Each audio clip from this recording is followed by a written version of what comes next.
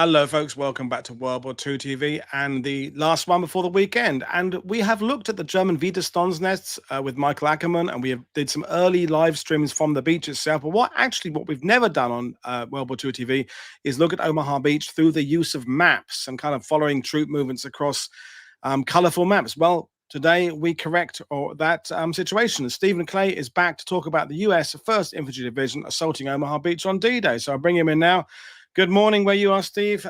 We'll get started. So Omaha Beach, we've kind of gone back and forth in a timeline. We started at Sicily, then we kind of talked about Normandy after the preparations in England, but here we are coming to do June the 6th itself. So before we launch into the PowerPoint, is it a subject, Steve, that we think we all know Omaha Beach? Everybody thinks it's their kind of banker. They feel they know the sub, but actually, are we all a bit kind of misunderstood about what objectives and things are because it's become so popular as a subject?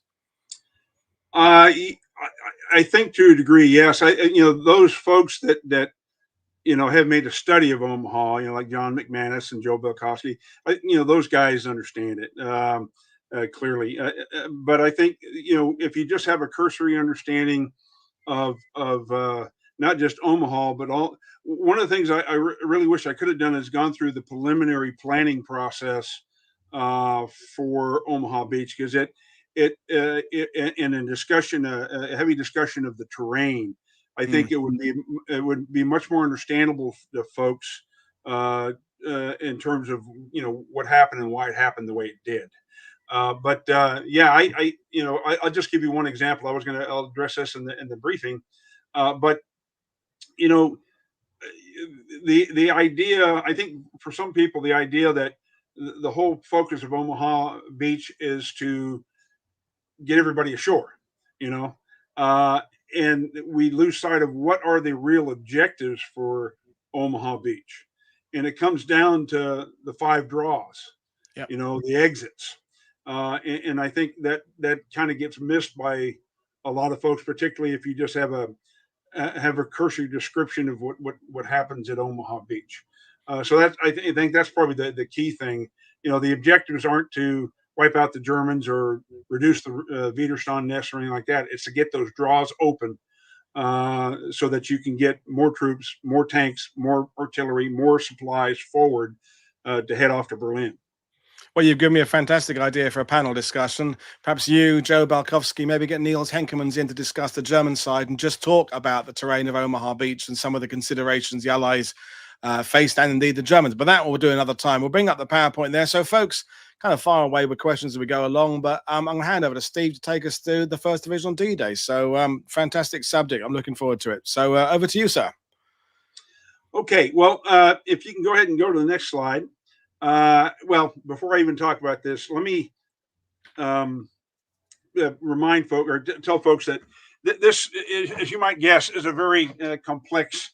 All battles are. I mean, there's chaos, and trying to sort the chaos and put it into an orderly description sometimes requires you to do things that are kind of artificial.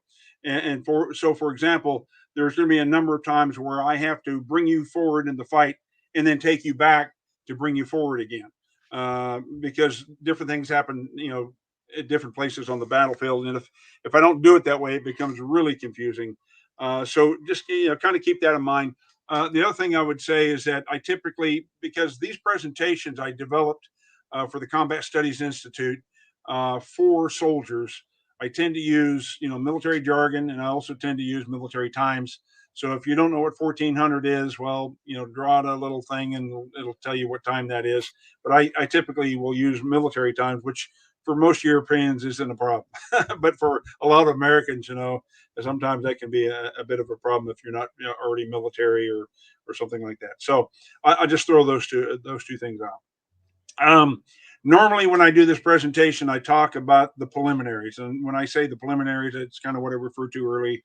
I would take you through the planning for D-Day, the terrain description, how the organizations were organized for combat, because the assault regiments, the 116th and the 16th, are not organized in their typical 3 platoon heavy weapons platoon or weapons platoon configuration for D-Day. The assault battalions or organized into assault teams, which has their own specific organization, and all that helps make more sense for of why and how things happen. Um, so I throw those things out. That if you don't just say, hey, we're going to go to Omaha today and storm the beach. There's a whole lot of stuff that goes into planning for that, and if you don't really know that story, it makes the story of Omaha Beach and Utah Beach, whatever, um, a little bit more difficult to understand. So I'll just throw that out there. Yep. Okay, so what was and I threw up these 3 additional slides, by the way, which wasn't part of the original presentation because these are part of the preliminaries. But I wanted to cover these so that people understand, okay, what was the First Infantry Division mission, and the unit I'm going to talk about, since it's on the east east side of the Omaha Beach, is Combat Team 16 of the 16th Infantry, and those are the 2 first mission statements that you see there. Essentially, make the initial landings at Omaha Beach, 116 on the right, clear the shoreline and zone of action, and secure the D-Day phase line 2 hours before dark. And I'll tell you what the D-Day phase line is. But here's the key. For the 16th Infantry, assault the east side of the beach with 2 battalion landing teams. Those are the ones that are organized as assault elements. Later followed by 1 battalion landing team, and seize and clear exits F1, E3, and E1. Those are the objectives. Okay. And so, keep that in mind as I talk, as I take you through this. And you have the same kind of mission for the 116th to the west, and the Rangers had their kind of their own thing that they're in. That whole story is kind of interesting in and of itself, and I suspect Joe will probably address most of that, since that happens mostly over in that side of the beach. Okay, next slide. All right, this is what D-Day was supposed to look like. Okay. And I'll just point out a few things here real quick. You'll see a blue dotted line about halfway from the beach to the thick double dark blue line. That's the D-Day maintenance line. Everything, the vast majority of the combat power was supposed to get forward to that D-Day maintenance line in order to do what? In order to make room for artillery, supplies, trucks, hospitals, all the support stuff that you're going to need to have. You need space to put that stuff. And if you have that pack full of troops, infantry and their vehicles and so forth, you're not going to have the room that you need. So you want to get past that to the D-Day objective line, which you see in the dark blue there. And you can see kind of how everybody's supposed to be lined up at the end of the day. You got the Ranger, provisional Ranger group all the way to the west, linking up with the 7th Corps, with the 116th, 115th, 16th, 18th, 26th, all the way over to the 231st Brigade of the 50th Northumberland Division in the east. Okay, that's how it's supposed to be all lined up by the end of the day, nice and pretty. And then the rest of the 29th Infantry Division would land on order, which is really the 175th Infantry plus some division support troops. And then the following day, June the 7th, you have the 2nd Infantry Division supposed to land at some point the following day. Yeah. And I'm glad you emphasized the Ranger mission, including the road and pushing towards the west there, because it's been sort of just boiled down to Point du Hoc, which of course isn't unimportant, but there's so much more to the story that just gets completely ignored. And I always bring it back in, but I'm glad it's on that map there to show us there. It's not just about big guns. It's about road. It's about land. It's about link ups. Absolutely, yeah. And like I say, I think when Joe talks about his side of the beach, you got 2 battalions, or the majority of 2 Ranger battalions that have specific things that they're supposed to do, and in essence end up doing a number of things that they weren't supposed to do, but the mission called for it. So, okay, so that's what's supposed to happen. Let's go ahead and go on. And I wanted to throw this in here because this goes back to my comment about the preliminaries. What's supposed to happen versus what actually occurs. And this is where it's much more detailed than I think most people really know, unless they've done a study of Omaha Beach. And these 8 things right here, and I'll address them all one on one. Aerial bombardment. The Air Force, both the 8th Air Force and 9th Air Force were supposed to conduct bombing missions, on and behind the beaches. 9th Air Force had Utah, 8th Air Force had Omaha. And the idea was that they would drop all these heavy bombs on the beach and on the defenses, and they would destroy fighting positions. They would tear up obstacles. They would kill German soldiers, and they'd create craters that the infantry could then use as, kind of like covered fighting positions to move from, point to point to point to make their way inland. And then you have the naval bombardment, which was included, battleships, cruisers, LST rocket ships, and so forth, that would come in, and they would be able to, at least the battleships and cruisers, in theory, pinpoint heavily defended targets like, concrete emplacements and so forth, and take them out, or at least kill the defenders inside with these heavy shells. And even if you don't penetrate, just the concussion would kill them or take them out of action. And the idea was that between those two, things would be such a, it would be so detrimental to the German defenses that the infantry, all they'd have to do is just kind of walk ashore and get up the bluffs and head off for Berlin. You had the engineers, the two engineers special brigades with the gap assault teams, which come from those brigades, and they'd clear away all the beach obstacles, clear lanes so that the boats could come in, land, no problem, disgorge their stuff, pull away, and then the next boat comes in, and, just like clock, or it would happen. You had a couple of specialized tanks. You have dual drive tanks. I call them, the DD tanks there. But you also have what were called fording tanks, which had a big hood on the back, a couple of hoods actually on the back of the tank, that they could go into the water, but still get ashore. And there'd be roughly 54, 56 of these things on both sides of the beach. So you have over 100 tanks within the first 30 minutes of the fight, taking out German positions, and, just overwhelm the Germans, and they'd be so surprised by it that they'd run away. Additionally, the beach defenses were known to be made up by these coastal defense divisions, which were immobile divisions. They weren't intended to move. They were intended to basically die in place. They were made up of old men and young boys meaning guys that didn't have, had physical problems or whatever, but they could stay in place and pull the trigger. A lot of them were also non-German troops, like, Russians, Ukrainians. Hell, they even had some Mongolians that were manning positions at Omaha Beach. And the idea was that these guys probably really didn't want to fight for the Third Reich anyway, so they wouldn't fight very hard. The idea at Omaha Beach was that the two regiments coming ashore, the 16th, 116th, would face one reinforced battalion. So you're talking about, 5, 6 companies of German troops, plus whatever support they have, against, 2 regimental combat teams with all their supporting troops. So it would be, you'd have more than enough combat power, more than the 3-to-1 ratio that you would typically expect to have in a typical battle. The planners didn't know about the existence of the 352nd Infantry until it was unknown until it was too late. And I think they found out 3 days before the landing. So by that time, you can't do anything about it anyway. So the 1st Division, when they went ashore, didn't even know that the 352nd was going to be there. Yep. And of course, it's more than one reinforced battalion that they're going to face, and you'll see how that pans out in the briefing. The landing schedule. The boats would come in on time, on schedule, where they're supposed to be. Okay, and then finally, the amount of men and material coming ashore on D-Day, 40,000 men, would be overwhelming.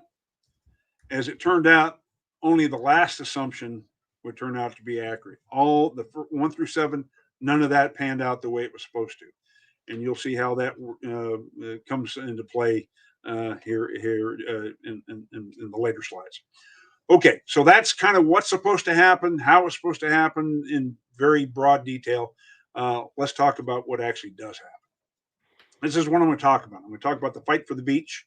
I'll also talk the German side of things so that you understand what what they're doing, in order in reacting to what the American troops are doing. Their initial reactions, the first wave landings, the reduction of W-60, I'll talk about in some detail, and then the second wave landings, the follow-on battalion, what happens with them.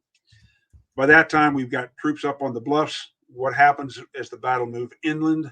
We'll talk about what those inland intermediate objectives are, what the 352nd does to react after the initial landings and so forth. Some detailed discussion of the reduction of W-64, then the fight for Colleville-sur-Mer and the capture of Le Grand Hameau, and then I'll get into a summary of the day. Okay, next slide. All right, so let's talk about the 352nd Infantry Division. As I mentioned, what was supposed to be forward was just the elements of the 716th, specifically the 726th Grenadier Regiment, which is the beach defense troops. But in April of 1944, 352nd Infantry gets the mission through the 84th Corps, which is commanded by a guy named by the name of General of Artillery Eric Marks. Yeah. He's got that whole sector from Caen over up into the Cotentin Peninsula, if I'm pronouncing that right. As I mentioned in my previous, I'm not very good at French. I'm very good at four-lettered French, but not regular French. So you're not here for your linguistic ability in French. You're here for your military understanding of the campaign. So we're all good. There you go. Well, people know what I'm talking about. They can look it up if they need to. Of course, the 352nd Infantry Division was originally being organized to go to Russia, but when Rommel takes over, he says, "No, you're staying here," and they get the mission to backstop the 716th Infantry Division, specifically the 726th Regiment, primarily because Rommel, and I'm sure this has been covered in your previous presentation, when he takes over, he says, "No, I want people on the beach. I want them close to the beach. The defenses are too far back." So that's the 352nd Infantry's mission, in part, to get the fight closer to the beach. And by the way, again, if it hasn't come out before, it's amazing what the 352nd Infantry Division was able to accomplish between April of 44 and 6 June. It's just astounding. Good thing they didn't have it much longer than that, because it would have been a much more difficult fight if they'd been able to accomplish everything they had planned to do. Okay, so this is their layout. There's two regiments, actually three regiments of the 352nd Division: 914th, 915th, and 916th. 914th has the west over, near the 5th Corps sector. Yep. You got the 916th in the middle with the 726th, and then the 915th is part of what becomes known as Kampfgruppe Meyer, which is like a regimental combat team, or a combat team. It's got the 915th Grenadiers. It's got about 12 or 13 assault guns, Sturmgeschütz 3s, and it's got the Fusilier Battalion, the Division 352nd Fusilier Battalion, which is like a light infantry battalion that's mounted on bicycles so they can get to point A to point B more quickly. The 915th itself is organized with a bicycle battalion and a truck battalion, all of which are French trucks driven by French drivers, because the Germans didn't have the German equipment and drivers to be able to man them. So they got the French but they don't have enough trucks to put one battalion on the trucks. So it's a mobile organization, and its mission is to be one of two 84th Corps reserves, and it's supposed to backstop the part of the 716th division that's in the vicinity of Caen, Bayeux. Okay, and that's why you see it way over there on the right-hand side of the slide. Now, about 0100 on the 6th of June, the 84th Corps duty officer contacts the 352nd Division Chief of Staff and says, "Hey, we've got American paratroopers dropping out west of you there. You need to go to stage 2 alert." Well, when General Kreis, Dietrich Kreis, the division commander, gets word of this, he says, "Okay, I'm going to send the Second Battalion, 914th Grenadiers out to the Carentan Canal to see what the heck's going on and engage anybody out there." So they head off to do that, and he also sends the 352nd Pioneer Battalion, which is an engineer battalion, to Isigny to backstop the 914th as a just in case. And I'll just point out to you here that the Germans tend to use their pioneer battalions as much as infantry and assault troops as they do as engineers. So it's not. This is not an unusual type of mission for them to do.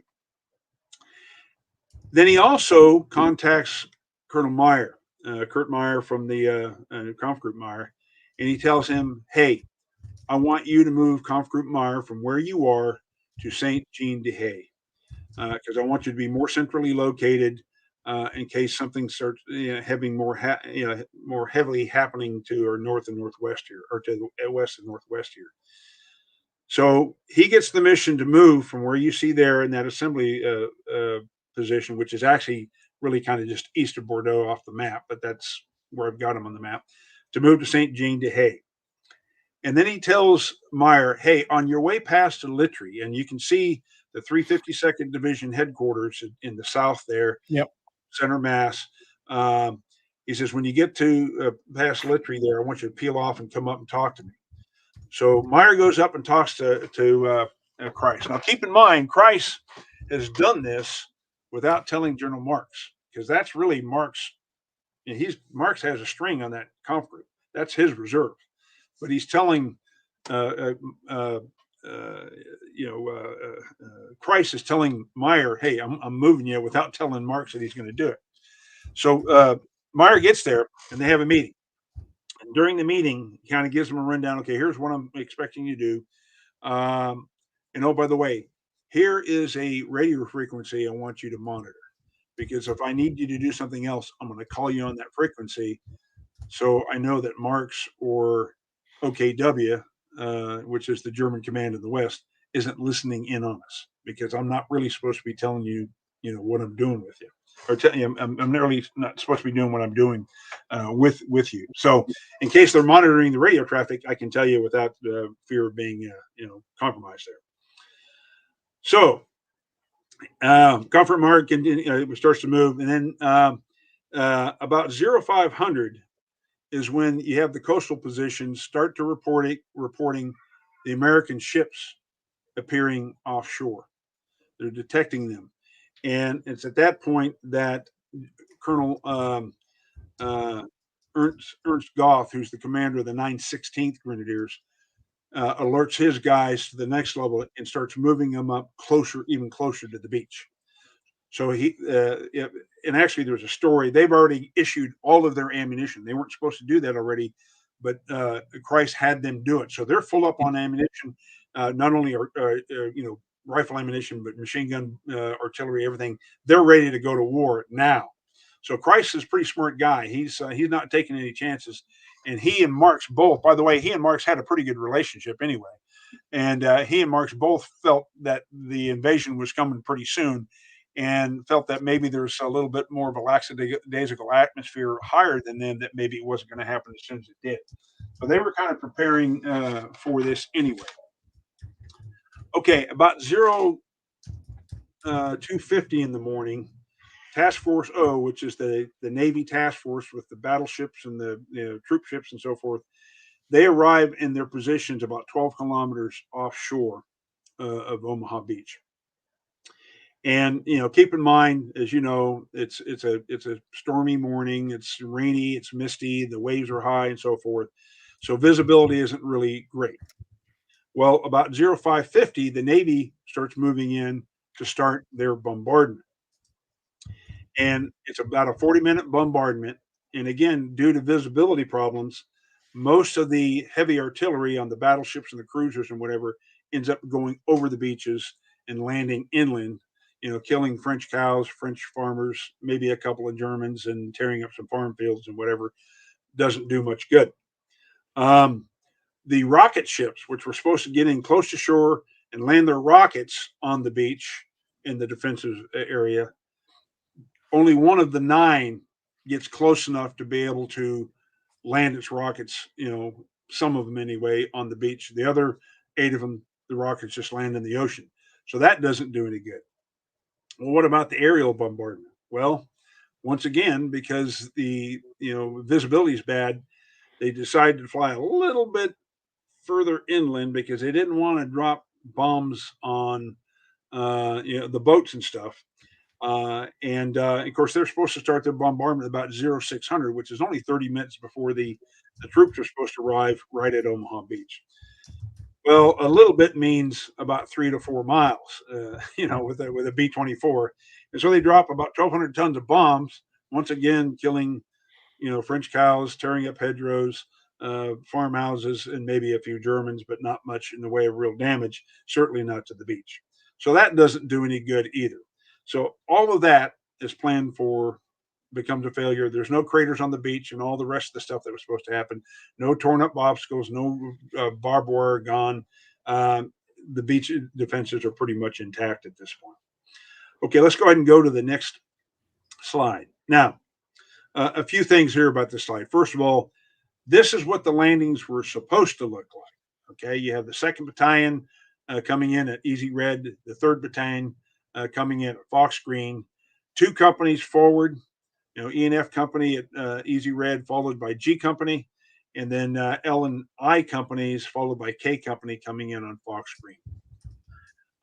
As you can see, you'll see about mid-level of the slide in black, E1, E3, and F1. Those are the exits.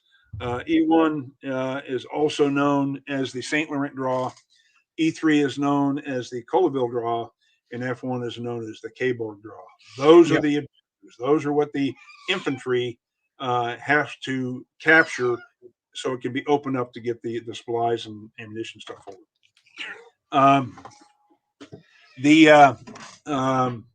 You'll see the Widerstand nest, which you mentioned. You had a show on that. I won't get in much detail on those other than to say you see those there in red where they are WN 60, 61, 62, 63, and 64 and 65 on the beach. 63 is farther back, which was not very well manned or prepared. The ones up forward were all very well prepared, not as far along as they intended them to be, but it's still in pretty good shape. WN 62 probably being the best one in terms of completion and its effectiveness for the beach. 2 other things I would point out to you is that is what you see there. It says the Roman ruins.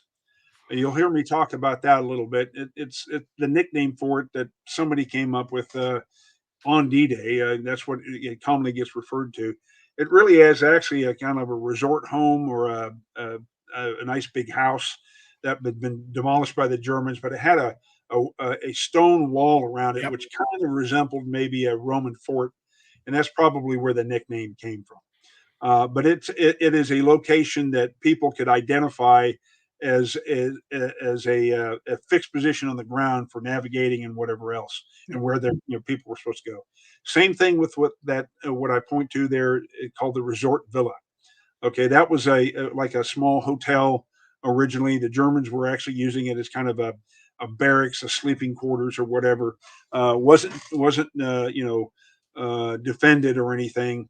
But again, it was a noticeable thing on the beach because it was one of the few structures the Germans didn't tear down, and so you could identify it pretty well again for navigation purposes, and that'll come into play again here in a little bit. So, all right, that's what it's supposed to look like. What did it really look like? Well, let's go to the next slide. That's what it really looked like. Now, why is that? Well, those people who know the English Channel know that it has a tendency to flow from west to east, almost like a big river, and it throws you off your navigation if you don't compensate for it.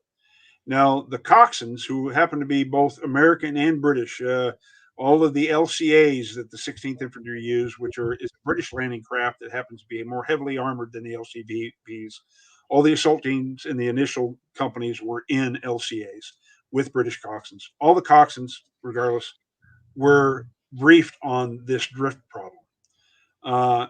And unfortunately, very few of them paid attention because, as you can see, almost the entire regiment is shifted well to the right from where they're supposed to land. Only a couple of organizations land pretty close to where they're supposed to, with the exception of the 1st Battalion, 16th Infantry, and I'll talk about them more later in the later stages of landing. And do you think, Steve, because there's so many landing craft being swept with the current, that these individual commanders were kind of looking left and right, and because everybody was doing it, they kind of overlooked it? If it had been just one or two, going, they'd have gone, oh, hang on, those ones are going the wrong way. But to me, I've always felt it's like a collective error, but they didn't realize it was an error because they're all kind of doing it at the same time. Although, as you're specifying on the map here, it wasn't like they were moved down in complete order. Some were moved down further than others, but I kind of always put it down to a kind of collective misunderstanding, really. I think that's probably to a degree because, when you get all these landing craft out there in order, how difficult is even if you figured out how difficult is it for them to shift a group of 6 past another group of 6 if those guys don't, so there's that problem with other, the traffic pattern, if you will, the traffic problem.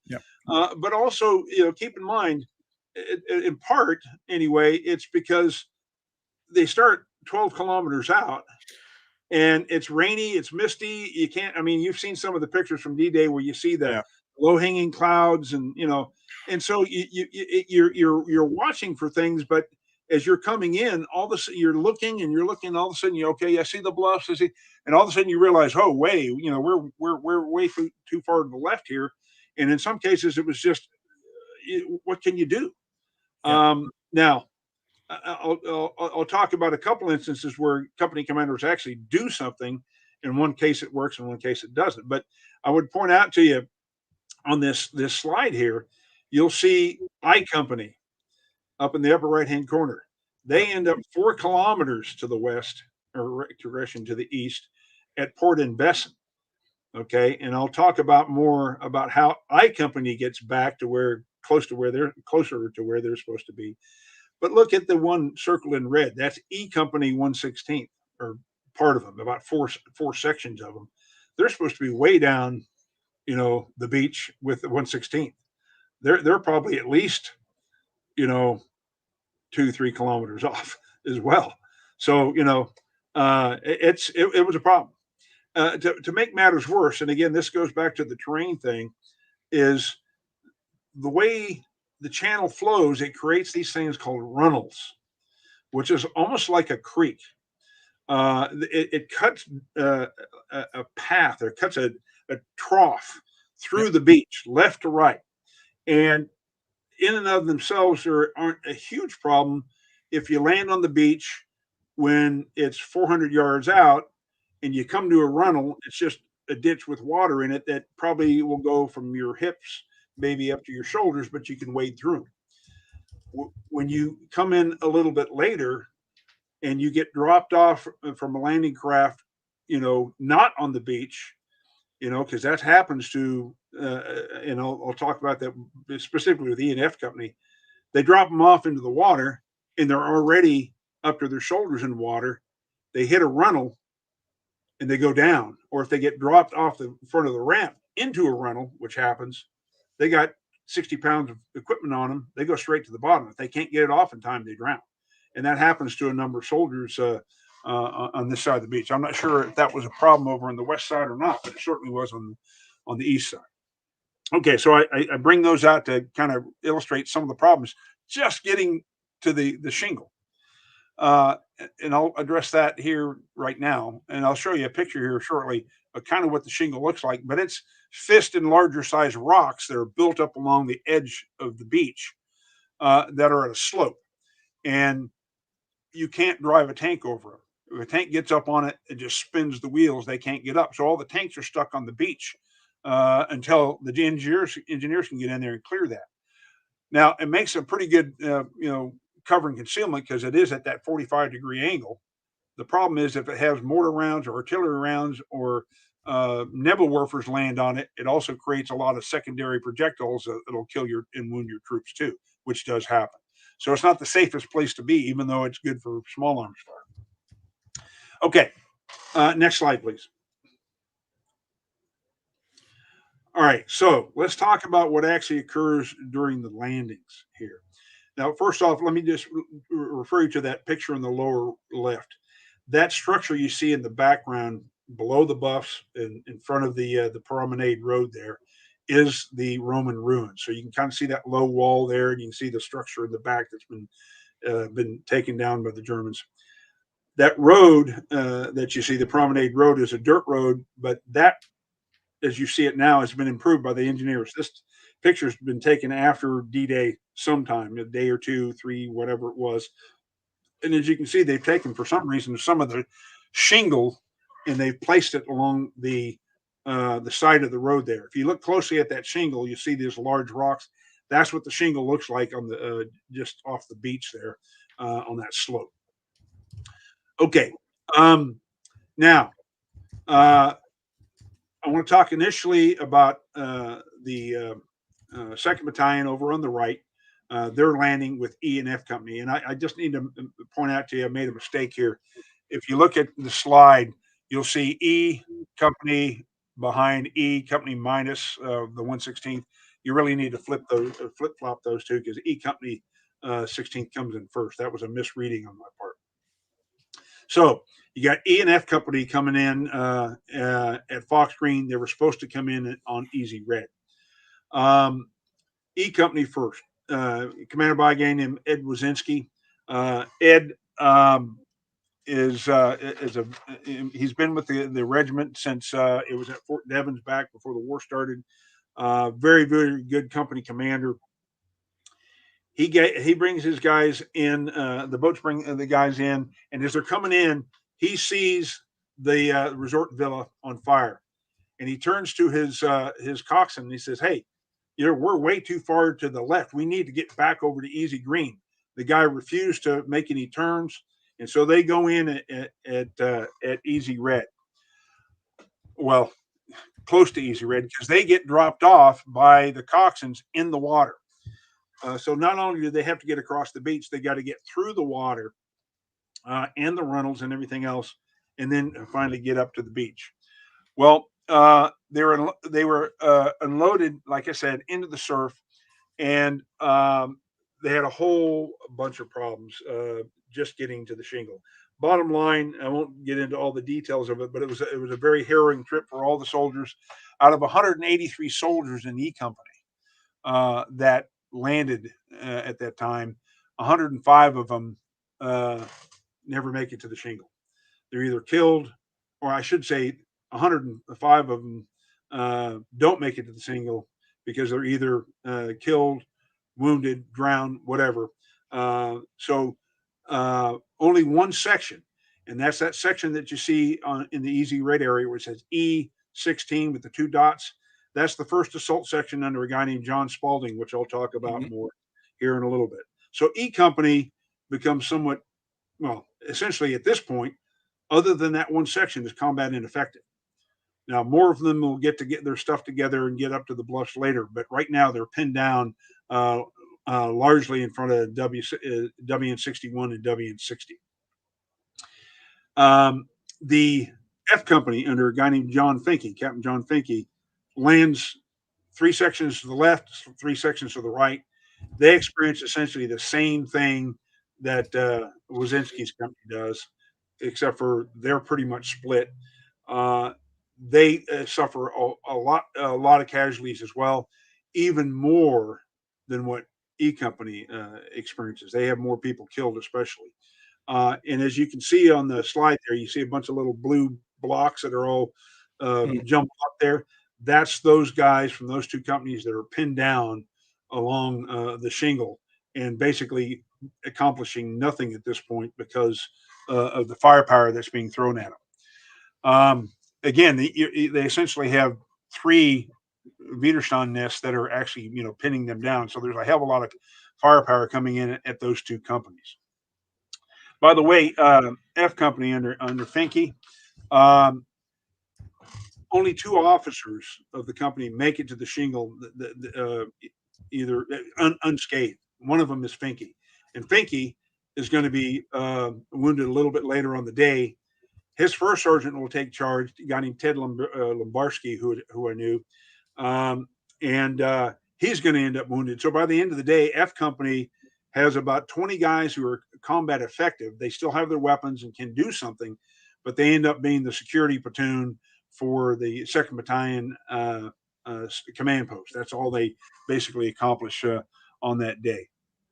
There's actually a section that does do some things. I won't get into the details of that because I got a lot to cover.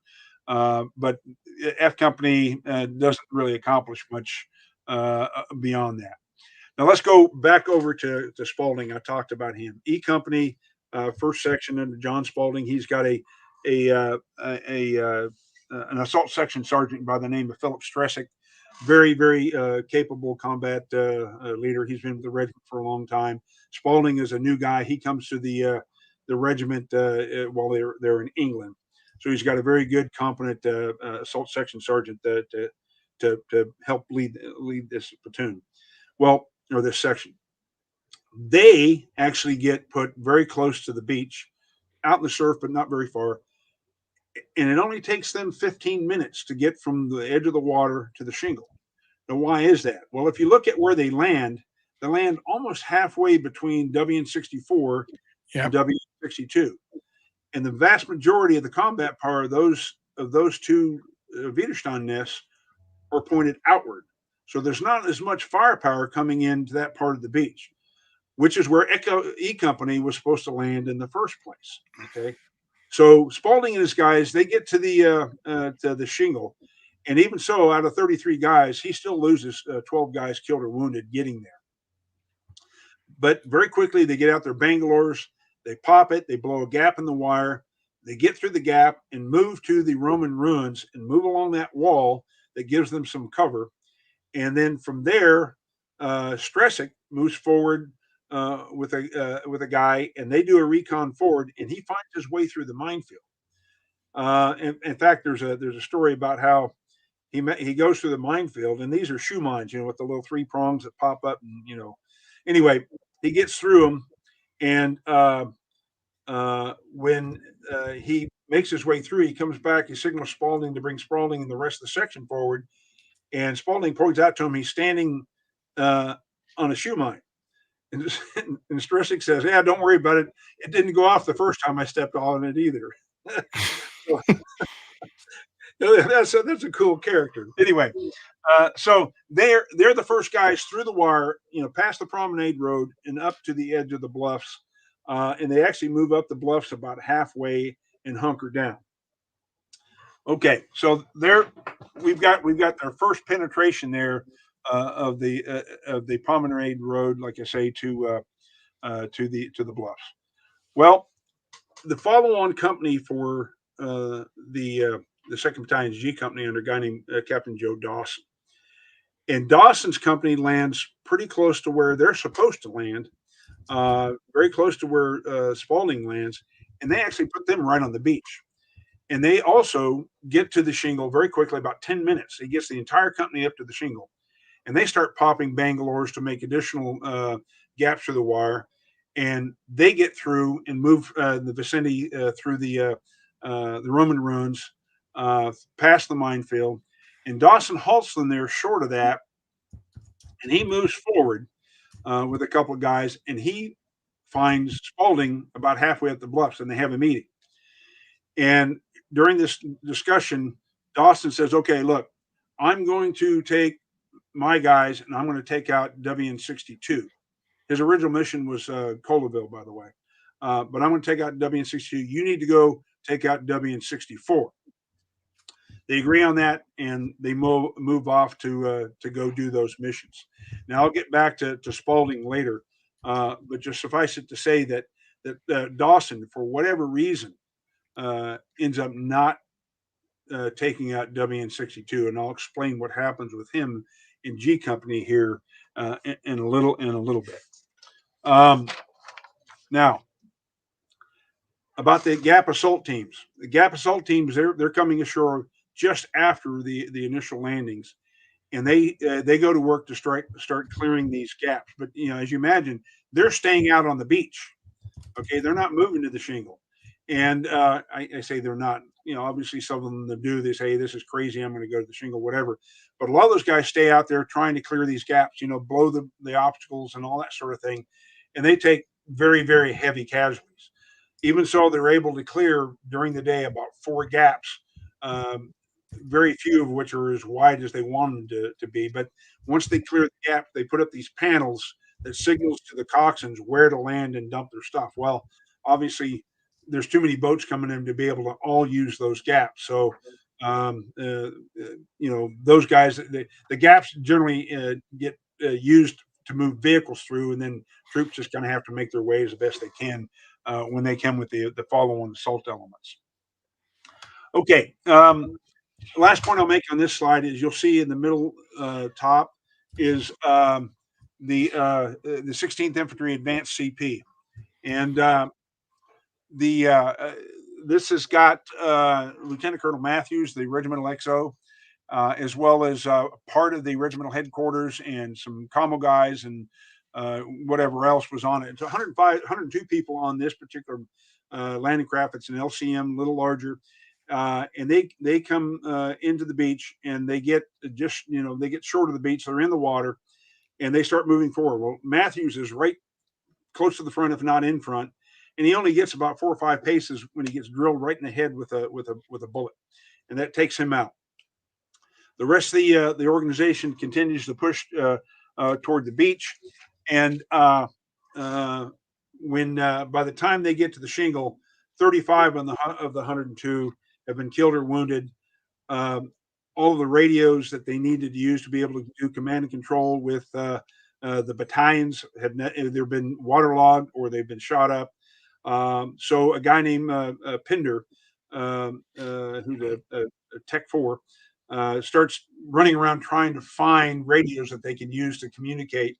And he's able to eventually find radios that he can kind of piece together, taking the parts together. And he gets a radio in operation, but then goes to find another radio and is killed in action. And he's going to be the first Medal of Honor recipient for the 16th Infantry on D-Day. The bottom line, though, is that nobody's in charge of the regiment. Okay, there is no real command and control going on, regiment to battalion, or even there's very little going on from battalion to company. Although there is some, but a lot of it is being done by couriers, runners and so forth. So things are not going the way that they're planned, as you can tell. Now let's go back over to the 3rd Battalion and talk a little bit about I Company under Captain Richmond, Kimball Richmond. They're the guys. Oh, let's go to the next slide, I think. Yep, there we go. There he is. I Company up there at the top right. They head off. They get to Port and Besson or close to it. And this is where things are a little bit different, because Richmond realizes that's not Omaha Beach. That's Port and Besson. He turns to his coxswain and says, "Hey, we got to turn these things right and head down to Omaha Beach." And the coxswain says, "Nope, I'm putting you ashore at Port and Besson. I'm putting you ashore there." Richmond pulls his 45, puts it to the guy's head and says, "You're either going to take us where I want to go, or I'm going to take us where I want to go." And the guy says, "No problem, mate. We're making the turn." So they make that right-hand turn, and they start heading off to land at Omaha Beach. In the interim, Richmond gets on the radio, and he gets radio contact with Lieutenant Colonel Horner, who's the 3rd Battalion commander. Says, "Hey, we are way off course. We're going to be late, and so I'm not going to be able to do the mission, which was to take out WN60." So Horner calls up Captain Anthony Prucknell, who's commanding K Company, and he calls him and says, "Hey, you need to pick up the I Company mission. Your mission is now to take out WN60." So Prucknell says, "Roger that," and they go ashore. Now, to kind of make a short story shorter, because there's not much about what happens with K Company, but there is a little bit. That day, they have a very cursory company report, probably because of what happens to the leadership. Prucknell, once they get ashore, they get a good part of the company to the beach right there by WN61. They're mixed in with a lot of the F Company guys and some 116th guys. And his XO is moving on the beach to on some kind of mission, gets hit. Prucknell, rather than sending a soldier, runs out there himself, grabs the guy, starts bringing him, and more fire kills them both. So at that point, a guy named Lieutenant James Robinson, the senior assault team leader, takes over the company, and it is but a few minutes later where he's hit and killed. So the company ends up under the command of a second lieutenant by the name of Leo Stumbaugh, and that's probably part of the reason why they have such a cursory report that day, because Stumbaugh is probably a fresh lieutenant, doesn't really know what he's doing. Although K Company, and this is the short part of it, is K Company does end up taking out WN61, at least part of them do. And the key point there is that WN61, along with WN72, are the only two locations on Omaha Beach that actually has an 88 millimeter on it. You know, you read these stories about 88 Omaha Beach, and every gun in Omaha Beach is an 88. Well, there's only two of them on it, and that one of them was in WN61, and they ended up taking that one out. But that's pretty much all we know about what happens with the K Company. So there may be some other things out there I haven't run across. I hope so, but I would like to know more about what happens with those guys. Now, remember I said that Prucknell was supposed to get the mission to go do WN60. Whether he was able to pass that on to his chain of command, I don't know. But more than likely, because of L Company, when they land, which they land actually a little before K Company, Prucknell probably saw that and said, okay, L Company's over there. They're probably going to take out WN60. I'll head off to do my original mission. So let's talk about L Company. And you can see L Company there. They don't even land on box green. They land even farther down, and they land in front of some cliffs. Now, each end of Omaha Beach have these rocky cliffs, and particularly on the east side where the 16th Infantry lands, the rocks are very loose. You know, they're hard. The cliffs are hard to climb. You pull on a rock, it'll pull out, that sort of thing. A little bit more cohesive over on the west side of the beach. And the Rangers, in fact, when you think of oh God, the movie with Tom Hanks, Saving Private Ryan. Yep. Saving Private Ryan, that's really the mission that they do. They end up going over and landing in front of the cliffs there, which are about 100 feet. These are only about 30, 40 feet, and end up going up those cliffs about 100 feet. That's what they're really doing in Saving Private Ryan. What that company does. But anyway, let Joe talk about that. Anyway, they can't really climb over those cliffs because how loose the rocks are. So what they do is the company commander Ermelino starts to develop a plan. Now let's go to the next slide. And he's going to take out WN60. And you can see L Company there clustered down there below the cliffs. And Ermelino, what he wants to do is he wants to move up to take the draw and clear out WN60 and then establish a defensive position south of there. But in order to help him, he runs over to the two tanks. You see the two diamonds there. Those are a couple of either dual drive tanks or fording tanks, one of the two, Shermans. And he runs over there and he talks to them and says, hey, can you guys provide us some support if we make this attack up the bluffs? And they said, Roger, yeah, we'll help you. He says, there's a couple of 76 millimeter guns up there we need for you to suppress, and some machine guns. Do what you can with your cannon and your machine guns to see if you can keep their heads down at least while we move up the bluffs. So he's on his way back, and as he gets close to where the troops are, he gets severely wounded. So Robert Cutler, the XO, takes over the command of the company, and he forms the rest of the plan, which is to have Lieutenant Jimmy Monteith's section, which you can see is L2 there. That's Company L section assault team, assault section, move up the east side of the draw. The L3, assault team 3, is under Williams, is supposed to go up the west side of the draw.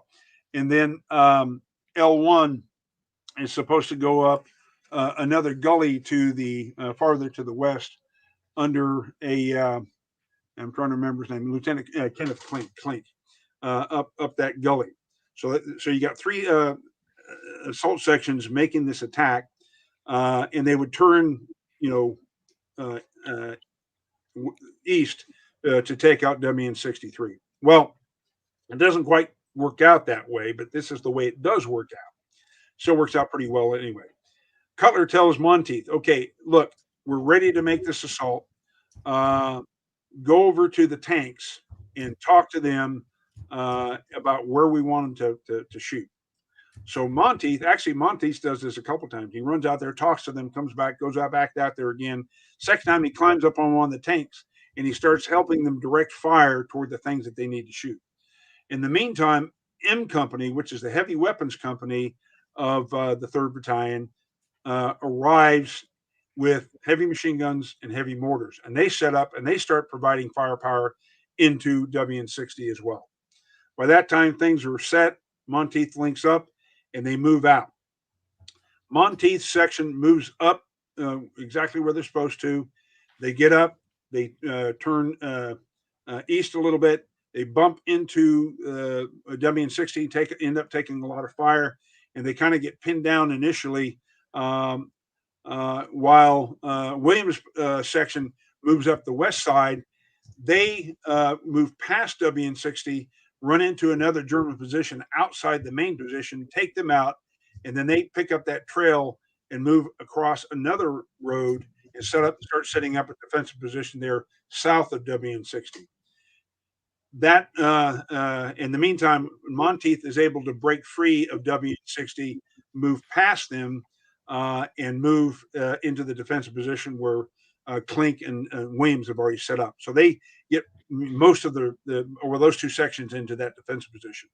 Klink ends up moving up the draw he's supposed to go to, or the gully, and he turns east, thinking he's going to link up with the other two sections, misses them totally, bumps into the wire around WN60, penetrates the wire, gains the trench line, and then starts taking out machine gun positions that you see there and a mortar position. Well, by that time, the tanks probably have taken out those two 76 millimeter gun positions and possibly both those other machine gun positions, because there's not much going on in WN60 at this point. By the way, Klink ends up capturing 15 prisoners of war in his foray down to that mortar position, turns around, comes back up the trench line, and then heads south and links up with the rest of the company there in the defensive positions. And that at that point, F1 draw is open, and WN60 is eliminated as a position. F1 draw, however, is the worst of the 5 draws, and it's going to take the most effort on the part of the engineers to make it ready for heavy equipment to move through. So even though the engineers get in there and they start working, it's going to take a while, in fact, until really dark that night before they can get it open, or pretty close to dark anyway. I mean, worth mentioning, Stephen, because it came up about the draws at the beginning, that there are 5 draws, but as you said there, they have different levels of importance in terms of what they can be used for. So it's kind of right. D1 and D3, kind of the big ones, E1, secondary, E3, but F1, as you say, is right at the bottom of the list by a country mile. It's a track, it's a footpath essentially. Yeah. The Burville draw was ostensibly the best draw because it was paved for one. Paved road straight up. And then the Colleville draw is second best, because it was wide, and the road through it was the other part of the promenade road, which was kept in pretty good shape.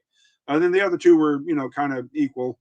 But that in terms of the feasibility of the draws, that's kind of how they laid out. Yeah. Okay. So now let's continue the story here. Starting off with I Company. You can see there at the top of the slide there, I Company finally arrives around 8 o'clock, 8:30, somewhere around there in the day. He gets forward. Richmond gets forward, finds out from somebody, talking to somebody, that, hey, Cutler and the guys have already made it up to the bluffs somewhere, or they're at least moving up the bluffs. So at some point, Richmond gets all his guys together and prepares them and starts moving up the bluff. But it's going to take him a while to get to the point where he links up with Cutler, which he'll do later in the day, and I'll pick up that story later. The about 8:30, you'll see the 16th Advanced CP. Well, let me go to that last, because the next thing that happens really is the 1st Battalion arriving. You'll see A Company, B Company, C Company there at Easy Red. A and B Company lands first, and then C Company lands next. Now, notice all three of those companies are landing about in the same locations where Spalding and Dawson landing. Not as much combat power coming forward.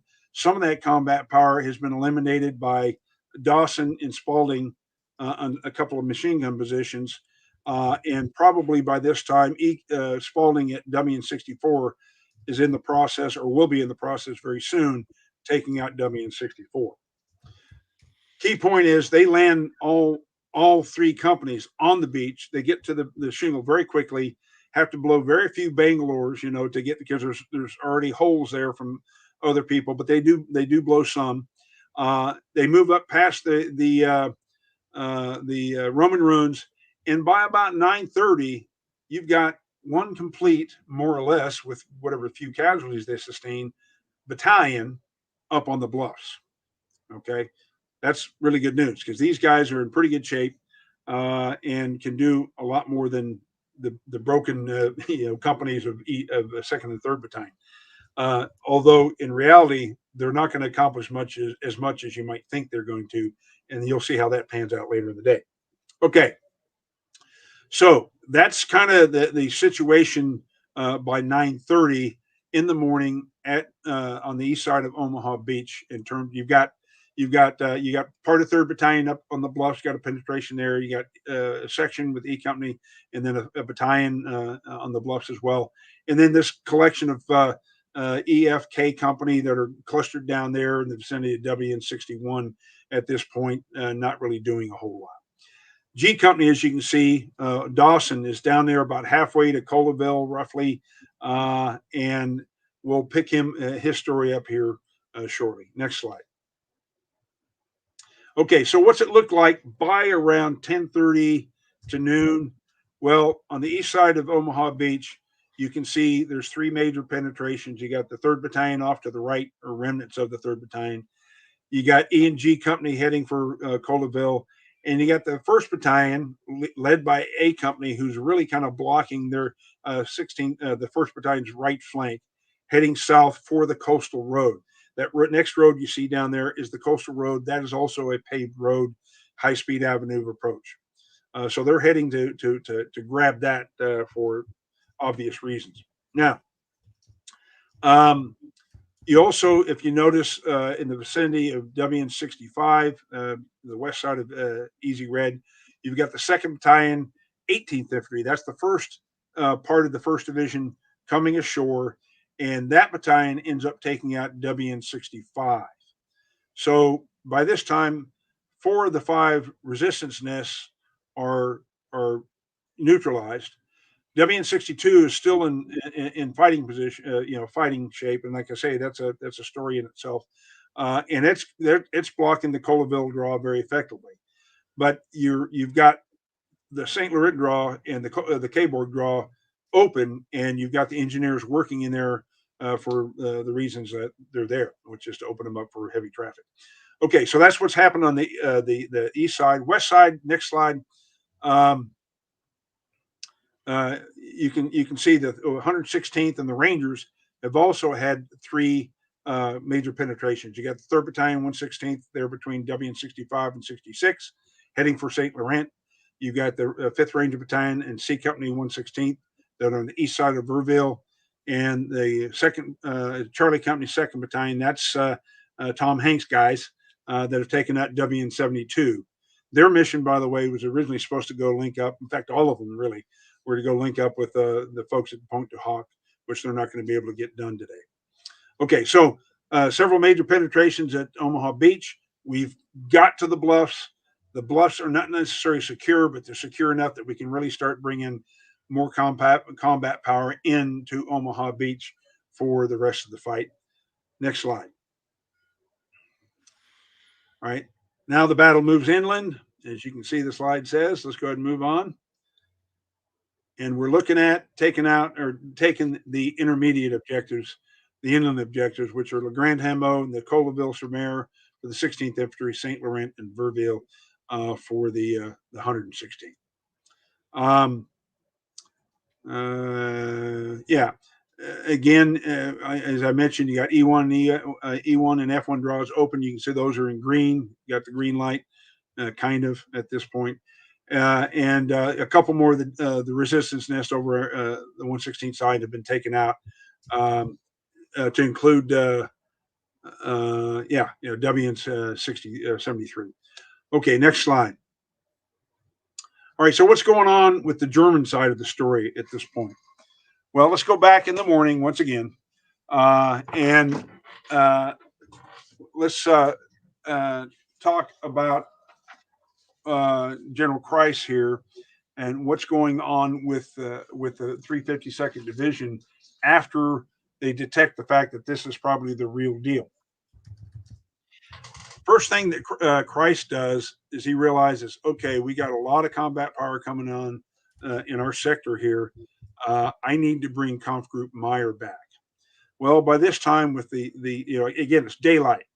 You got P-51s roaming, you got P-47s roaming, you got naval gunfire that can be, the 116th, their naval gunfire support team is still in operation. The 16th, by the way, is not, and that's going to have consequences later. But we can start bringing effective fires and plus, random attacks against, German positions and so forth. Well, what that effectively does is knock out a lot of communications, particularly with the 352nd Division. So Kreis actually has to send a courier to Kampfgruppe Meyer to tell them, whoa, turn around. I need you back back toward Bayeux, because the defenses in the British sector facing the 50th Northumberland Division and elsewhere are already starting to crumble. And he needs them back there to backstop those guys. Well, it takes 2 hours for the courier to find Kampfgruppe Meyer and get them turned around. Okay. So they're continuing to move for 2 more hours. So they don't get turned around until about 9 o'clock in the morning. Well, as I said, you get all these fighter bombers and stuff roaming the area. They have to ditch the the trucks, and they have to ditch the bicycles. And so Kampfgruppe Meyer starts moving back at the infantry pace, and they're moving from position to position, more or less, trying to keep as much cover and concealment as they can. They move back through that forest that you see there to try to give them cover and concealment and whatever else they can find. And so it's going to take them even longer to get back to the vicinity of Bayeux than it took them to get there in the first place. Now, when they get there, they're supposed to launch into an attack at a place called Crépon, which is actually, again, off the map, closer to the beach than what you see there. And it's in the 50th Northumberland sector. Yeah. All right. Now, as Kampfgruppe Meyer's moving, initially, well, let me go back. Kreis initially thinks, well, this attack at Omaha Beach is crumbling. They're being pinned down on the beach and so forth. And that's the initial impression on the Germans. And that's the reports going back up to Marx and even up to Rommel. But what Kreis decides is, hey, I'm gonna send the rest of the stuff that's in reserve with the 2nd Battalion, 916th, on a counterattack with a battalion of the 915th to just wipe them out and throw them into the sea. Well, it's going to take the 1st Battalion, 915th to get to Serraine. You can see the little town of Serraine there, a while for it to get there. But, Kampfgruppe Meyer is told that as they get near Le Tree, he sends a courier, hey, send 1 battalion up to Serraine and link up with the 916th so you can make this a joint counterattack and just throw them back in the sea. Well, by 10:30, conditions have changed. By this time, they've got penetrations up on the bluffs, and Kreis realizes, I can't wait any longer. So he tells Goth, the 916 commander, go ahead and launch the counterattack. Don't wait for the 915 to get there. So they make that, they launch that counterattack. And I'll just tell you that counterattack largely falls in the St. Laurent area. So that majority of that ends up heading off to St. Laurent. The 915th itself, though, the majority of it is going to end up in the vicinity of Colleville. And we'll see how that works out here in a little bit. So the other thing that Christ does is you'll see if you go up to Essigny there in the west, you'll see the 352nd Pioneer Battalion. He orders them to go to Verville because there's pressure being pushed in that direction by the 116th and especially the Rangers at this point to push toward Pointe du Hoc. So they take off and they backstop the 726 elements that are in the Verville area, and they're the ones who are actually going to block the 5th Ranger Battalion from really pushing on. Well, the Ranger elements, I'll put it that way. Maybe part of the 2nd, I don't remember. But the Rangers from be able to push off to Pointe du Hoc that day. Okay, so that's what's going on the German side in terms of movement on the chessboard. Next slide. Okay, all right. Once again, quick update on where everybody is. You got the 3rd Battalion there. You got WN60 that's out of action. 3rd Battalion, 16th, the remnants of it are there in position. You got Dawson moving toward Colleville. 1st Battalion ready to move out, and Spaulding's guys ready to move on WN64 in terms of what's happening in the 16th Infantry area. Next slide. Okay, let's talk about what happens with Dawson initially, anyway, and Spaulding. As I mentioned, they meet there on the side of the bluffs before they get on top of the bluffs, and they decide Dawson's going to WN62 and Spaulding's going to go into WN64. Dawson, after he meets with Spaulding, moves forward, not with this company, but with a couple of other guys to make a recon of the bluffs, and they run into a German machine gun position. And Dawson's able to get close enough that they can just lob a grenade up into the machine gun position and take it out. He sends a runner back to link up with the company, and they start moving the company forward. They get up onto the bluffs, and for whatever reason, and I don't know the answer to this, maybe John McManus does or somebody, but I've never run across why Dawson changes his mind and doesn't go to WN62, because he would have been coming into it from behind. He decides to go on and conduct his primary mission, which was to move on to Colleville in the first place. So he decides to do that mission. Spaulding ends up heading off for WN64 as agreed. As they move up to the bluffs, they also run into a machine gun position, which they also take out, get up onto the bluffs, and start moving west. And they run into a hedgerow, and they peer through this hedgerow, and they see this thing that they refer to as a construction shack, small, shabbily built building. And they launch a bazooka round into it. No response to it. Realize, okay, there's nobody there. They continue to move, and they run into the perimeter wire of WN64, get through that, and then get to the next hedgerow, look through that, and they see WN64, at least part of the positions that aren't down the slope. And from there, they move forward, get into the trench line near a German position that was unmanned, and move north and run into a machine gun Tobruk. Now, if your listeners aren't familiar with what a Tobruk is, it's a concrete position. I guess it was named after something from North Africa, defensive positions they ran across there. Call them Tobruks. And it's a concrete position that's sunk into the ground that has a hole in the top that's about the size of a manhole cover for a machine gun position, but a larger hole for a mortar position. Well, this was a machine gun Tobruk, and they take it under fire. They kill one of the soldiers and capture the other two. Turns out they're Polish soldiers. Well, Sergeant Stresik happens to be of Polish descent. He was born in America, but he speaks Polish. And he talks to these soldiers and finds out, and he really gets mad at them, saying, "What are you doing fighting for the Germans in the first place?" Anyway, he finds out, okay, what's going on in the rest of this, and they tell him. So from that, they were able to move out. They cross over to the next trench line to where a mortar Tobruk is. It happens to be unmanned.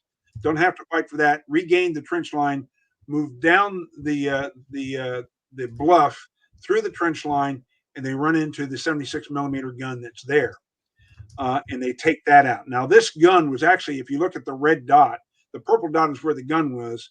The red dot is where the casemate was, but that casemate was incomplete. It wasn't finished, and so they weren't able to get it in there. They had it was still a relatively open position, but because they came into it from behind, it was easy for them to take. Ultimately, they capture 17 soldiers in this Widerstand nest and start moving back to link up with Dawson in Colleville, or toward Colleville anyway. And lo and behold, as they're moving back, they run into a couple of military policemen. Why those guys were there, who knows? But they turn the prisoners over to the military police, and they continue to move back toward to take the same route that Dawson, probably unbeknownst to them at this point, was going to take to Colleville. And they run into a guy named Lieutenant Hutch, who's a first lieutenant, and he's got a depleted section of E Company as well. And so Lieutenant Hutch, first lieutenant, Spaulding was second lieutenant, takes over this group of two partial assault teams and starts heading off for Colleville. And I'll pick up their story again here in a little bit. Okay, next slide. Okay, so once again, a overview. You've got Hutch and Spaulding heading off to link up with Dawson. You got the 1st Battalion that's preparing to move south. 3rd Battalion still in their defensive positions over to the east. And Dawson is about halfway to Colleville. At a little farmhouse, a little farmstead, I should say, because it was more than just a house. It was a little farm complex. Dawson holds up momentarily, and while he's there, Major Washington, who's the executive officer of the 2nd Battalion, with the advanced CP for 2nd Battalion, links up with him there, and they have a discussion. And while they're talking, a soldier brings in a French farmer, and the French farmer tells them there's about 200 German soldiers in Colleville. Washington, for whatever reason, doesn't believe that story. And so he tells Dawson, go ahead and continue to move. Head on for, pick up the mission, head on for Colleville. I'm going to move down to the crossroads with the coastal highway, and I'll set up the advanced CP down there. So off they go. Next slide. Okay, so as you can see, you've got G Company under Dawson there at the top of the screen. He's moving down that trail, hits the coastal highway, and as they move just a little bit further, they run into a German bivouac area. And they end up running into a bivouac area, but with Germans in it. And they end up having a pretty sizable firefight there that lasts for about an hour. Now, keep in mind, Dawson's got the majority of his company there, and we'll just say for, I don't know off the top of my head, but maybe 150 guys with him. So for the Germans to hold him up for an hour, they had to have a fairly sizable force, probably 40, maybe 50 guys there. But anyway, they end up having this firefight, and Dawson's able eventually to drive them off. I suspect most of them, it isn't clear, but most of them probably took off and headed back to Colleville, to the Colleville area, and linked up with whatever Germans were there. Okay, in the interim, or shortly thereafter, Washington shows up, sets up his command post that you can see there, the 2nd Battalion, 16th Infantry, right there by the coastal highway. And then not long after that, Hutch and Spaulding show up with their sections. Now, again, not clear, but either by this time or shortly thereafter, Captain Ed Wazinski, the E Company commander, shows up. Now, he was back. You remember, E Company's pinned down, had a lot of guys killed and wounded. He's got a number of guys with him that came with him off the beach. But we're not talking about a huge number of guys, but he links them up with Hutch's guys, and they probably have a grand total at this point of somewhere around 30 to 40 people. And some of those guys are going to be held back to maintain security around the 2nd Battalion, because the F Company guys that I talk about, them coming in to set up security for 2nd, they aren't there yet. They'll come in later. So some of them are going to be held back. And Lieutenant Hutch is going to be given the mission by either Washington or Wazinski, again, not clear, to move the remainder, roughly 30 guys, to a position south of Colaville that you can see there on the map to provide somewhat of a blocking position to G Company's right, away toward the German, what would ostensibly be the German lines, if you will. So they're blocking the right because, in theory, you've got more Americans coming from what would be Dawson's left at this point. Oh, wait a minute. I jumped ahead here a little. Let me finish Dawson's story real quick because he does go on. He gets through that after the firefight. He does go on into Colaville and sets up that defensive position that you can see, that blue line there in the western part of Colaville, and that is actually a little farm complex too. There's some barns there, some tractor sheds, and that sort of thing, a house. And that's where his guys set up at. And at this point, hasn't run into anything. Dawson takes a couple of guys, and he suspects that there's a German OP, an observation post, in the steeple of the church across the street. So he goes across the street, goes into the church, and sure enough, runs into some German, 2 or 3 German soldiers in the sanctuary. And they have a firefight in there, and they're able to kill a couple of them. The other guy runs away. Well, within a minute or so after that firefight, all of a sudden, all hell breaks out in the G Company perimeter. The Germans make an attack against that perimeter. So Dawson abandons the idea of going up the steeple and runs back to link up with his company. And from that point on, you've got firefights on and off the rest of the day and into that night in and around that perimeter. Now, having established G Company there, we got Hutch and Spaulding moving down into that position that you see there. They pick up the coastal road, move past the DeBray farm, and move off into the field where they set up along these hedgerows that you see. And they aren't there for very long before all of a sudden you've got elements of the 915th, the 1st Battalion 915th, which, as you recall, was from Conflict Group Meyer and told to go link up at Serene. They're now in the Colaville area, and they start taking on Spaulding and Hutch in that perimeter. But not only that, you've got a group of German soldiers, don't know what unit, that have come up behind them, and they're threatening to surround them. Well, Hutch and Spaulding have this discussion. Okay, what do we do now? And what they finally decided on is, well, we're not going to be able to do any good here, other than maybe have to surrender, and we don't want to do that. So they decide to kind of try and infiltrate out, and they get out by, in small groups, 5, 6, whatever numbers they were, and they're all able to, with the exception of a couple of guys who were killed, are able to make it out of the perimeter and back to link up with Washington and Wazinski in the vicinity of the 2nd Battalion CP. So that mission kind of goes to naught. But G Company's holding their perimeter, with some, trepidation, of course, but they're doing okay. All right, next slide. Okay, so after Hutch and Spaulding are able to make it back to the 2nd Battalion, here comes the 16th, 1st Battalion, 16th Infantry. In fact, go back one slide because I think that kind of shows them coming in. Yeah, it does. Up in the upper left-hand side of the slide, there comes the 16th. They're actually a little further west than that, but they come down. They hit the coastal road, and they come down the coastal road.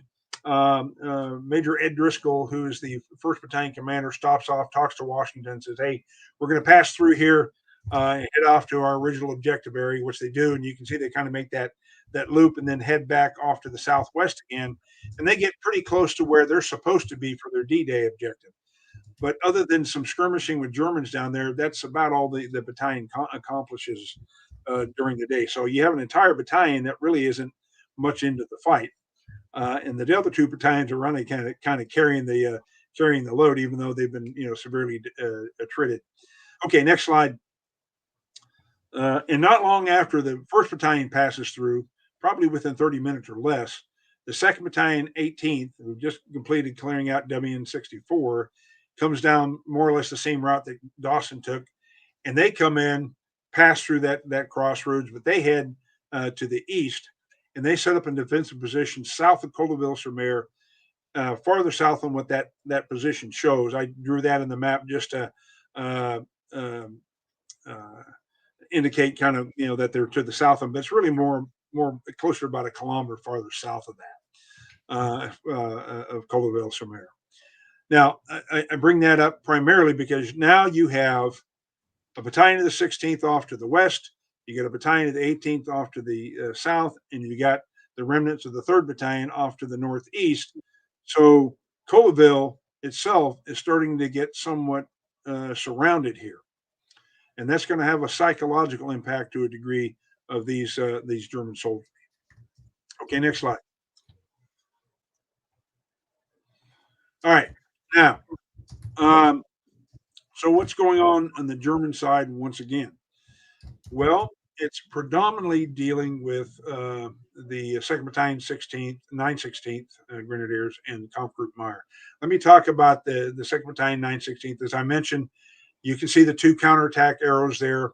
Part of it, the heaviest part of it, hits the St. Laurent area against the 116th. Part of it is directed toward Colleville. That's probably my guess. It's only a guess that's probably part of the element that hits Spalding and Hutch from the rear when they get hit from the rear. That's probably who those guys are. Kampfgruppe Meyer. Now, as I said, you have the 1st Battalion that was supposed to go to Rain. They don't end up doing that. They end up heading farther north and then circling in toward Colleville. The rest of Kampfgruppe Meyer ends up heading toward Bayeux, and they get close to the vicinity of Crépon, and they're in the process of preparing for their counterattack when elements of the 231st Brigade launch right into them. And it's a very successful counterattack, or I should say attack, because it's counterattacking the counterattack that doesn't happen yet. And it's very successful. The counterattack almost wipes out the Fusilier Battalion. The Fusiliers are hit. Most of them are killed, wounded, or driven off in another direction. Very few of them get back to the vicinity of Meyer, but they capture a few British soldiers. And these British soldiers tell Meyer, hey, look, that was just the initial attack. We got more coming for you guys. Well, Meyer takes them at their word, and he decides, you know what? This is probably not worth it. So we're going to swing to the west, and I'm going to take the rest of my Kampfgruppe, and we're going to head toward Colleville. So he sends the 2nd Battalion, 915th, off first. They're going to lead. Well, as the Fusiliers, the remnants of them, and the assault guns. By the way, the assault guns are the guys who broke up the initial German attack. That's the reason why the Brits were driven back. But when they attack again, these guys, the Brits, and I'd like to find out which battalion they were from, because I think they were the Dorsets, but I'm not sure. I need to look that up. Sounds about right. Yep. Yeah. Anyway, they catch the Fusiliers and the assault guns preparing actually to leave, and just overrun them. I mean, the very few of the assault guns are able to get away. Whatever's left of the Fusiliers are dead or captured or whatever. And Meyer himself is killed in the action. So the 2nd Battalion now heads off to Colleville, basically without the rest of Kampfgruppe Meyer. That's, Meyer's now history for the most part. So it's not looking real good for the 352nd Infantry by this time, or 352nd Infantry Division by this time.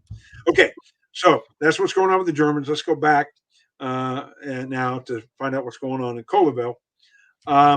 Again, you've got the 1st Battalion, 915th, that's arrived, has already made some actions against G Company and Hutch and Spalding, and you're starting to have the 2nd Battalion, 9th Infantry, the lead elements, arrive in the vicinity of Le Grand Hameau. Okay, and the action, other than the fighting that's going on in Colleville, because as I said, that's going to continue on into the evening and early morning hours, is going to be on the 3rd Battalion. So let's go back in time again back off for just a moment. the Colleville Church. So let's finish that story. Mhm. The remember I said Dawson was going to go up into the church and find out, who's up there, and isn't able to do that. But eventually, the guys that were up there actually disappear. They leave early.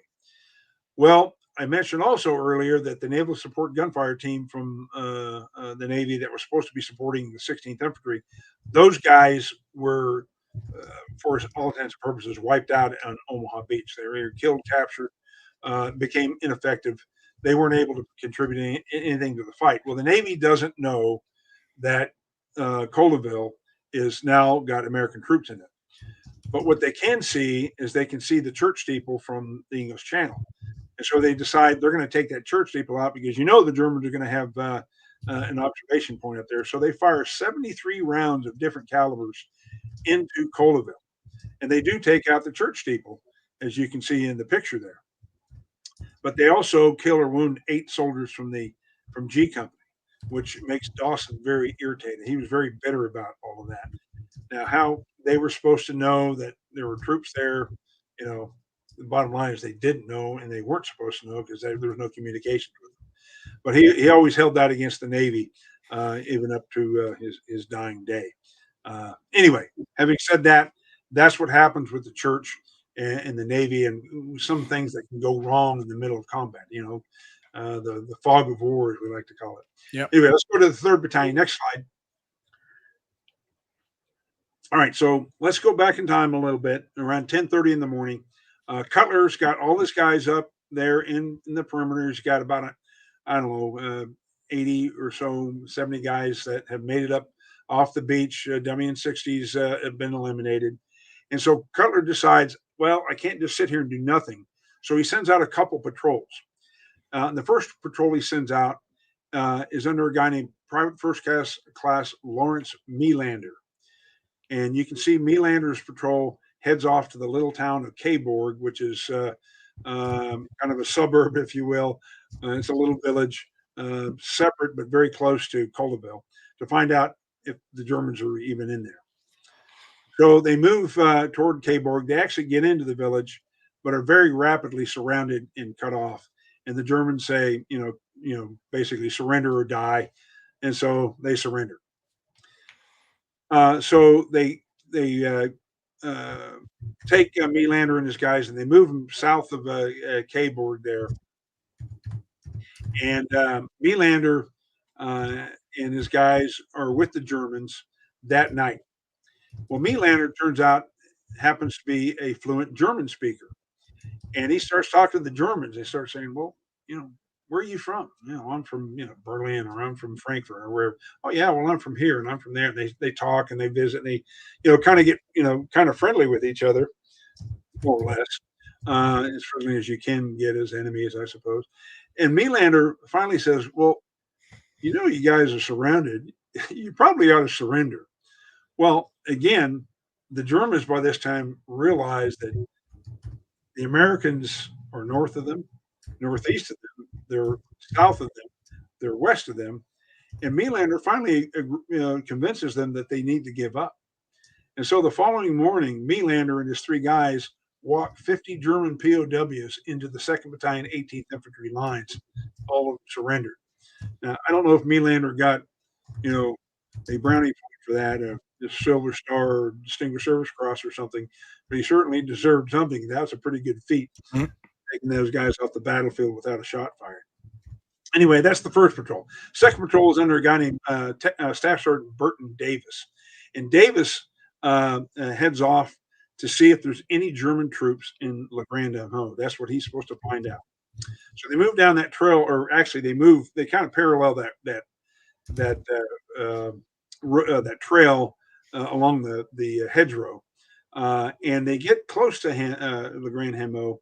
And they come up to that hedgerow that you see there, and they run into a German a French farmer. And they start having a discussion. And as they're just talking with each other, a German soldier comes walking up the trail. Well, one of Davis's guys takes his M1 and nails this guy, kills him dead. Well, within a few seconds after him shooting this German soldier, all of a sudden, a whole bunch of shouting and yelling breaks out in that tree line that you see and behind that hedgerow, north and south of the road. And they hear all these German soldiers yelling at them, and they're yelling in English, and they're yelling and calling them cuss words and names and everything. And Davis said in his report to Cutler, he says, "Yeah, I think they were all drunk because they sounded drunk." You know? But needless to say, they opened fire on them eventually after they shout, things about their mother or whatever. And well, by this time, Davis has the information he needs. Yeah, there's German soldiers in the vicinity of Lake Grand Hamo, so he beats feet, and they head back off to link up with Cutler, and they make their report to Cutler. Okay, so Cutler knows they've got German troops in Le Grand Hamo. Hasn't heard anything of Melander. He probably fears the worst. And about noonish or so, Captain Richmond with the remnants of the I Company guys show up in the L Company perimeter. And at that point, Richmond has about 104 guys that are L Company, I Company mostly, a few guys from K Company, and a few guys from the 116th in this conglomerate of troops. That is the extent of the 3rd Battalion in the fight at this point. And Richmond takes over as the 3rd Battalion commander.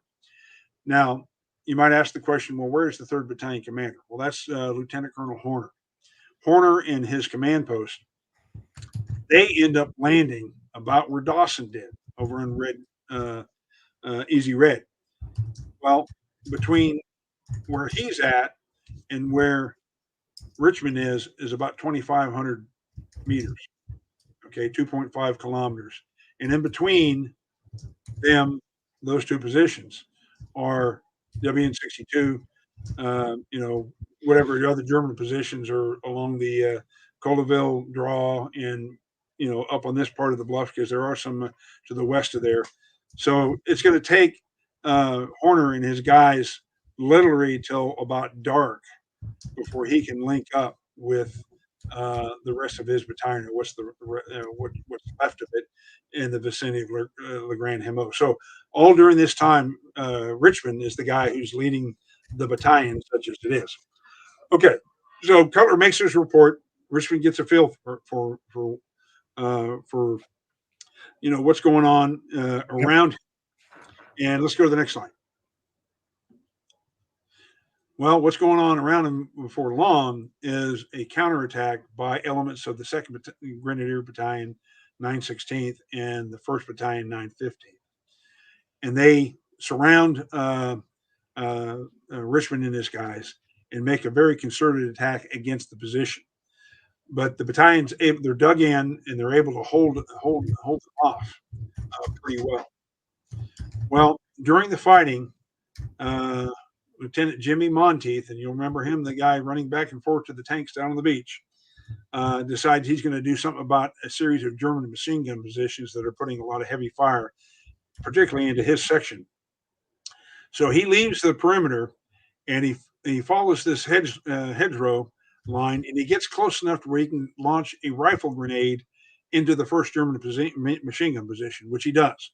And it lands right in the position and either kills or wounds the Germans, and that silences that position.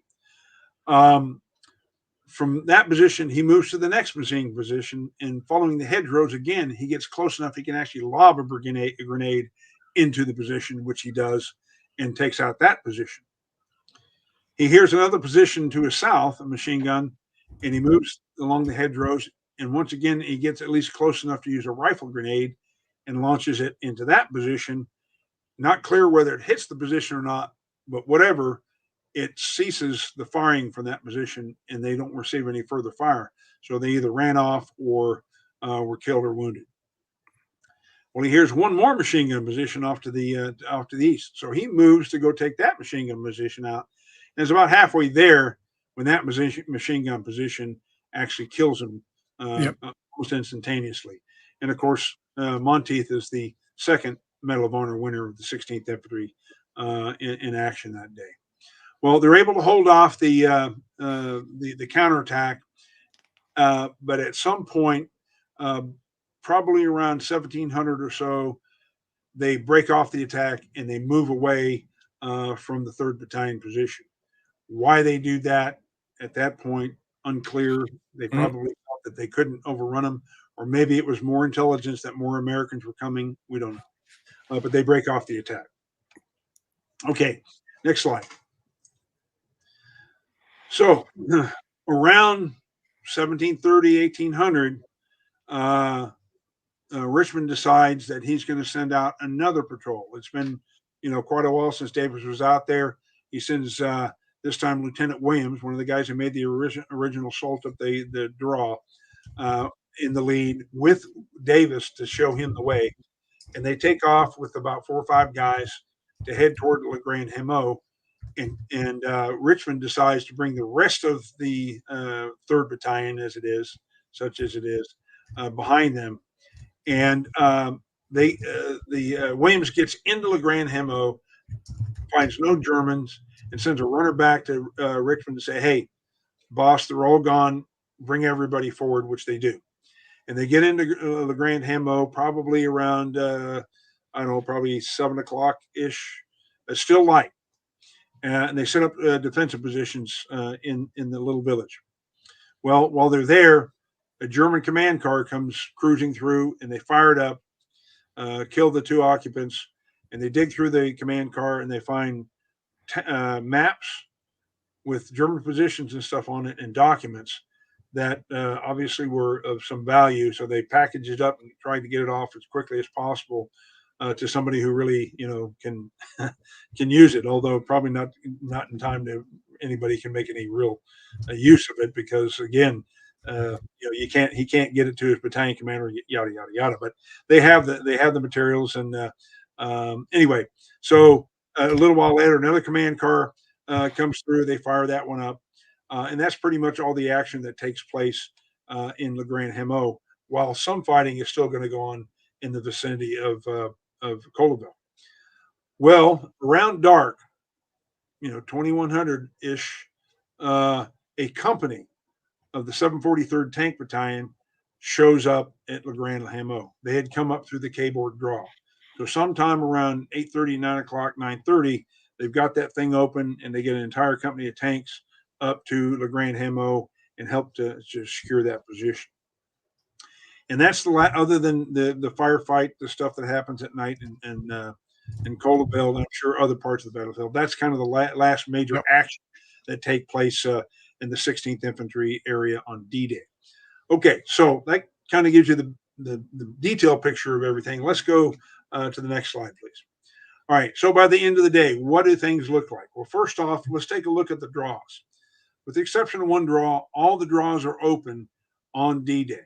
The Verville draw, which took a lot of work to get it open, open for business at 2100 that night. The next draw, the D3 draw, is open at 1900. So about 7 o'clock. At a little after noon, the St. Laurent draw is open. And then if you go all the way over to F1, about 8:30 that evening, the K-board draw is open. The following morning, just after midnight, 0100, finally the Colleville draw is open, and that's primarily because it took so long to take out WN62, that Widerstand nest. What you see south of there is where the battalions were at the end of D-Day. The blue line, the dashed blue line that you see is where the D-Day maintenance line is. That's that line where you had to get all the your combat power forward of. So we didn't even get forward of the maintenance line on D-Day. I'll show you another slide here shortly. But you can kind of see where all the battalions are. Nothing to point out really in any real detail, other than you can see where the Rangers, I mentioned the Rangers being blocked there just west of Verville. Part of that was because that engineer battalion. You've got a battalion of the 26th Infantry, which was its mission was kind of nebulous for D-Day, but they get a battalion of that forward. The 18th Infantry is ashore, and of course the 16th is ashore as well. You can kind of see where they are. Okay, next slide. Take a look at the casualties on D-Day. Total casualties in the 5th Corps, over 4,000. The 1st Division, 1,300. 971 of those are 16th Infantry casualties. Of course, not those aren't all killed. Yeah. That's killed, wounded, and missing. 971. 116th, a few more, 1,007 killed, wounded, and missing as well. So both of those assault regiments took a hell of a lot of casualties, just fighting their way up to the bluffs and clearing the way for everybody else to follow. You look at the follow-on units, much smaller numbers, 204 and 103. But I'd also point out the engineers. Yeah. 871 engineers. That was for the 16th and the 116th. They had about a 30 to 33%, somewhere around there, casualty rate for those two combat teams. Engineers was a 50% casualty. One out of every two engineers that landed on Omaha Beach were killed, wounded, or missing on D-Day. It says a lot for the engineers. Hats off to them. And then you see the number of tanks and artillery pieces. Most of those tanks obviously were sunk. Over on the 16th Infantry side, they basically landed all the ones over on the 116th. They didn't bother to do the dual drive stuff.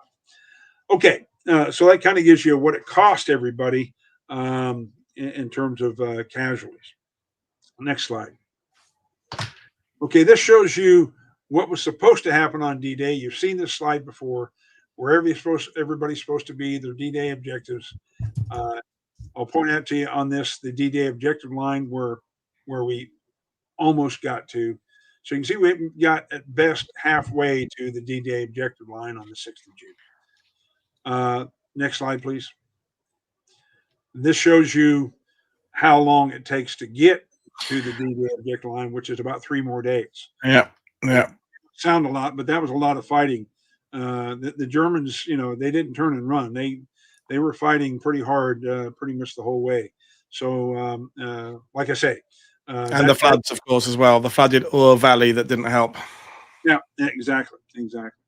One other point I'd point out to you that I always like to point out for some reason, whether is that on the following day, the 7th of June, there was a liaison team with the 16th, actually the 3rd Battalion, 16th Infantry. That was from the 231st Brigade. They came ashore with the 16th Infantry.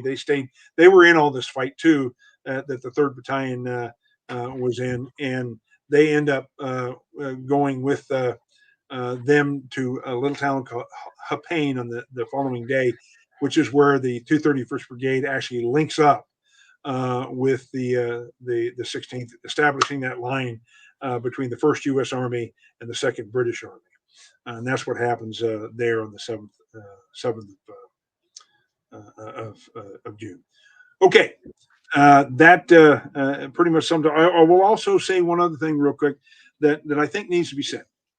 And I'm not the only guy who made this point. In fact, the War Department observer who came ashore with the 16th Infantry that day is the guy who really points it out, and I agree with him wholeheartedly.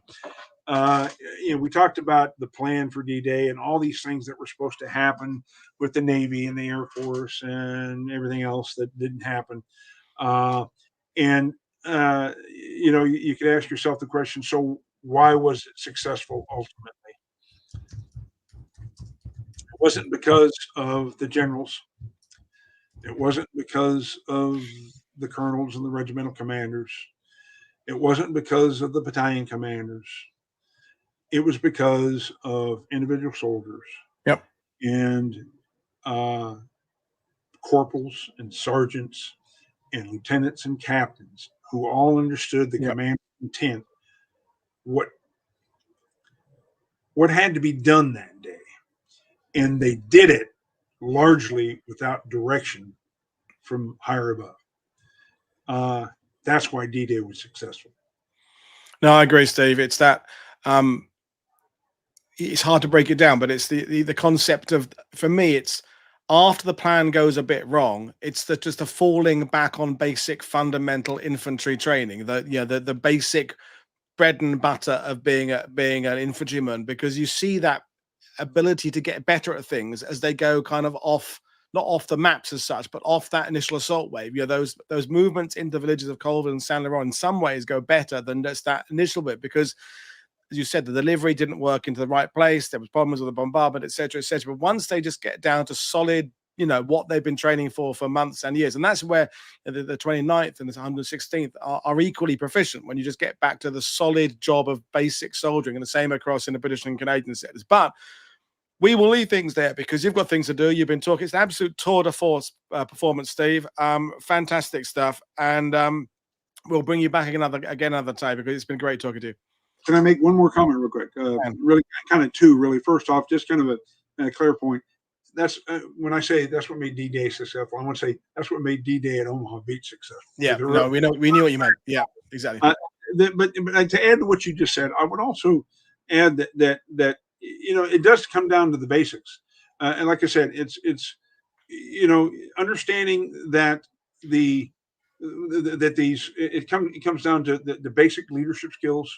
You know, the corporals were leaders, sergeants were leaders, and some of these privates were leaders, and understanding that when things go to hell in a handbasket, you go back to what is the commander's intent, what is the mission, what is it we're supposed to do. Everybody understands what that is.